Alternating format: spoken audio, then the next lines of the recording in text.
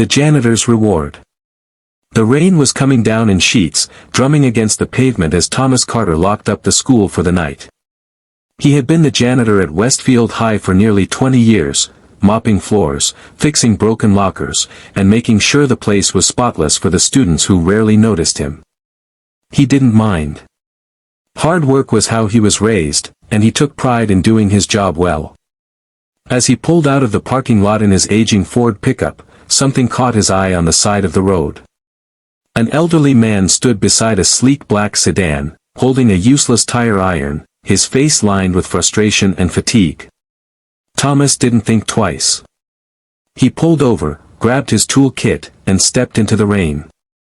"Need a hand?" he asked, pushing back the hood of his rain-soaked jacket. The old man sighed. "I could sure use one. It's been years since I changed a tire, and I'm afraid I don't have the strength for it anymore." Thomas knelt without hesitation, his calloused hands working quickly despite the downpour. The man, who introduced himself as Mr. Langston, watched with gratitude as Thomas secured the spare. "You didn't have to stop," Langston said when Thomas stood up, wiping his hands on a rag. "Sure I did," Thomas replied with a grin. "World's tough enough without folks looking out for each other." Langston nodded thoughtfully and reached into his pocket.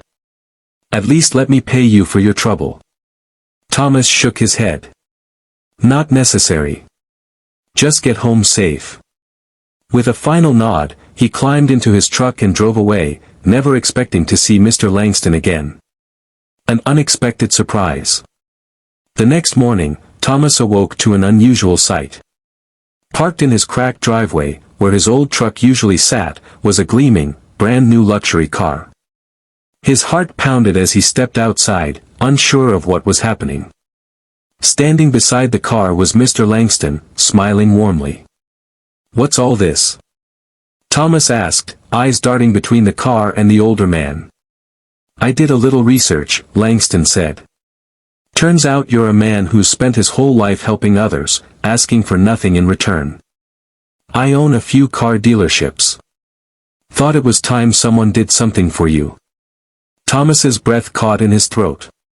"I can't accept this," he said, shaking his head.